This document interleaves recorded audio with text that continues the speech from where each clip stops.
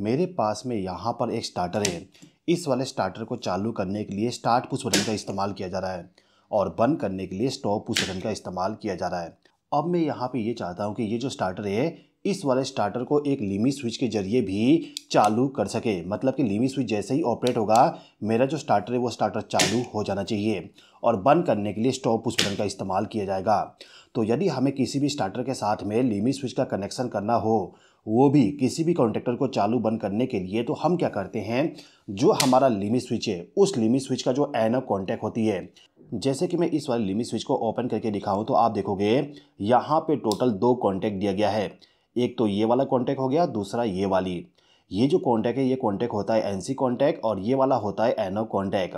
तो हमारे पास में जो लिमिट स्विच होता है उसके जरिए यदि हमें किसी इलेक्ट्रिकल डिवाइस को चालू करना है तो इस कंडीशन में हम लिमिट स्विच का एनओ कॉन्टैक्ट इस्तेमाल करते हैं।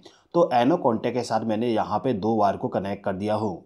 वायर को कनेक्ट करने के बाद हम क्या करेंगे कि जो हमारा दोनों वायर है, मतलब कि ये जो दोनों वायर है, इन दोनों वायर को ले जाके जो हमारा स्टार्ट पुश बटन होती है ये वाली, इस वाले स्टार्ट पुश बटन के साथ में कनेक्ट कर देंगे।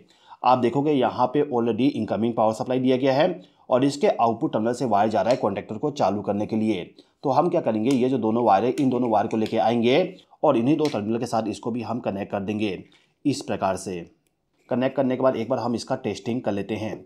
तो सबसे पहले मैं यहाँ पे एमसीबी को चालू करता हूँ। एमसीबी को चालू करने के बाद यदि मैं स्टार्ट पुश बटन को प्रेस करूँ तो आप देखोगे कॉन्टैक्टर मेरा चालू हो चुका है। आप यहाँ पे देख सकते हैं मेरा लैंप ऑन हो चुका है।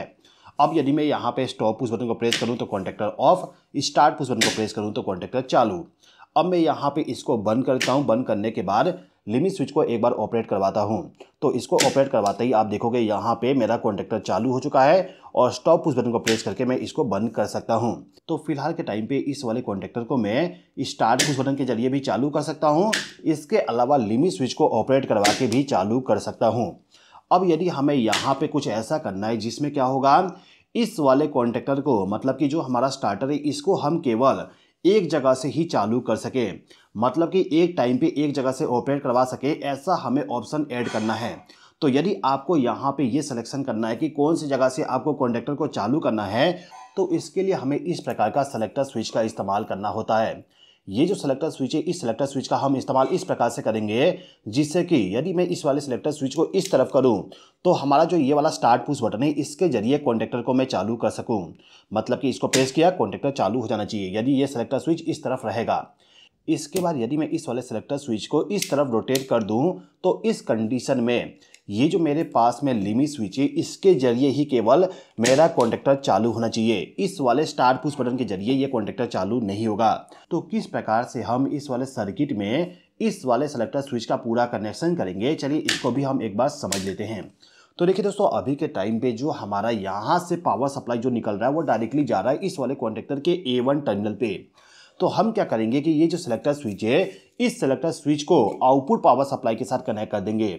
हम चाहें तो इनपुट पावर सप्लाई के साथ भी कनेक्शन कर सकते हैं, लेकिन फिलहाल के टाइम पे आपको एक्सप्लेन करने के लिए मैं इस वाले सेलेक्टर स्विच का कनेक्शन आउटपुट पावर सप्लाई के साथ करके बताने वाला हूं। तो हमें क्या करना होगा कि यहाँ पे जो ये वाला वायर है, इस वायर को बीच में कट करना होगा। तो मैं यहाँ पे इसको कट कर देता हूँ। तो वायर को कट करने के बाद मेरा जो सेलेक्टर स्विच है इसको मैं यहाँ पे कनेक्ट कर दूंगा। ये जो सेलेक्टर स्विच है इसका जो एक एनो कॉन्टैक्ट है, उस एनो कॉन्टैक्ट के साथ मैंने इस वाले वायर को कनेक्ट कर दिया।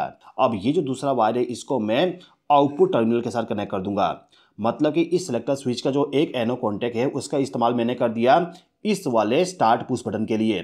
तो अभी के टाइम पे हमने क्या किया कि जो स्टार्ट पुश बटन है उसको प्रेस करने के बाद जो पावर सप्लाई जा रही थी कॉन्टैक्टर के लिए, उस पावर सप्लाई वाली वायर को मैंने कट कर दिया। कट करने के बाद बीच में सेलेक्टर स्विच को कनेक्ट कर दिया।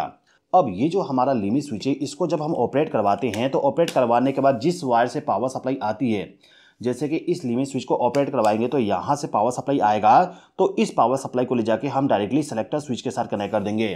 तो सेलेक्टर स्विच का जो एक वायर है, मतलब कि आउटपुट वाली जो वायर है, उसको हम यहाँ से रिमूव कर देंगे। तो मैं इस वायर को रिमूव कर देता हूँ और रिमूव करने के बाद इसको ले जाके सेलेक्टर स्विच का जो दूसरा एनो कॉन्टैक्ट के साथ इसको हम कनेक्ट कर देंगे। आप देख सकते हो यहाँ पे एनो कॉन्टैक्ट है। इस वाले एनो कॉन्टैक्ट के साथ में मैंने लिमिट स्विच वाले वायर को कनेक्ट कर दिया। अब जो आउटपुट टर्मिनल है उस टर्मिनल से एक वायर को कनेक्ट करके कॉन्टैक्टर को पावर सप्लाई प्रोवाइड करना होता है। तो हम चाहें तो यहाँ से एक वायर को ले जाके A1 टर्मिनल के साथ कनेक्ट कर सकते हैं या फिर हम चाहें तो इसी पॉइंट से एक वायर का लूपिंग करके इस वाले एनो कॉन्टैक्ट के साथ कनेक्ट कर सकते हैं, जिससे कि यहाँ से पावर सप्लाई इस पॉइंट पे आ जाए, फिर यहाँ से फ्लो होते हुए डायरेक्टली कॉन्टैक्टर को चला जाए। तो मैं क्या करता हूँ, यहाँ पे एक छोटा सा वायर का लूप ले लेता हूँ और इस लूप को इस वाले एनो कॉन्टैक्ट के साथ कनेक्ट कर देता हूँ। अब इसका जो दूसरा सिरा है उसको मैं क्या करूँगा, दूसरा जो एनो कॉन्टैक्ट है उसके साथ इसको लूप कर दूंगा। लूप करने से क्या होगा, इस पॉइंट का पावर सप्लाई इस पॉइंट पे चला जाएगा और यहाँ से इस वायर के जरिए कॉन्टैक्टर में चला जाएगा।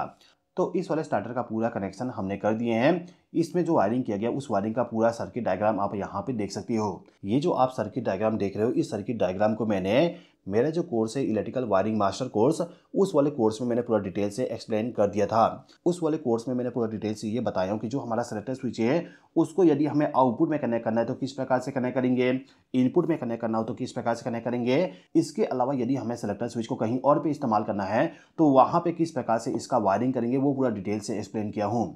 इसके अलावा जो बाकी इलेक्ट्रिकल डिवाइस होते हैं जैसे कि limit switch, start push button, stop push button, contactor, relay, timer, हर एक इलेक्ट्रिकल डिवाइस जो है उनका वायरिंग किस प्रकार से करते हैं उसके बारे में पूरा डिटेल से मेरे कोर्स में एक्सप्लेन किया हूँ। तो यदि आप इलेक्ट्रिकल वायरिंग को सीखना चाहते हैं तो इसके लिए मेरा जो कोर्स है उस कोर्स को जरूर ज्वाइन कर लीजिएगा। कोर्स को ज्वाइन करने का लिंक आपको डिस्क्रिप्शन में मिल जाएगा, वहाँ पे क्लिक करके आप डायरेक्टली कोर्स को ज्वाइन कर सकते हो। तो अब हम इस वाले स्टार्टर का एक बार टेस्टिंग कर लेते हैं। जैसे कि आप देखोगे यदि मैं एमसीबी को चालू कर दूं और एमसीबी को चालू करने के बाद यदि मैं स्टार्ट पुश बटन को प्रेस करूं तो कॉन्टैक्टर चालू नहीं होगा। इसके अलावा लिमिट स्विच को भी ऑपरेट करवाऊं तो यहाँ पे कॉन्टैक्टर चालू नहीं होगा। चालू इसलिए नहीं हो रहा है क्योंकि मैंने इस वाले सेलेक्टर स्विच को अभी के टाइम पे ऑफ पोजीशन पे रखा हूँ। अब यदि मैं इस सेलेक्टर स्विच को इस तरफ रोटेट कर दूँ, मतलब कि मैनुअल पोजीशन पे कर दूँ, तो इस कंडीशन में ये जो स्टार्ट पुश बटन है इसको यदि मैं प्रेस करूँगा तो जाके मेरा कॉन्टैक्टर चालू हो जाएगा और बंद करने के लिए केवल स्टॉप पुश बटन को प्रेस करना पड़ेगा, कॉन्टैक्टर बंद हो जाएगी। फिर से आप देखिए, स्टार्ट पुश बटन को प्रेस किया कॉन्टैक्टर चालू, स्टॉप पुश बटन को प्रेस किया कॉन्टैक्टर ऑफ। अब यदि मैं यहाँ पे इस वाले लिमिट स्विच को ऑपरेट करवाऊँ तो यहाँ पे मेरा कॉन्टैक्टर चालू नहीं होगा। आप देख सकते हैं कॉन्टैक्टर चालू नहीं हो रहा है।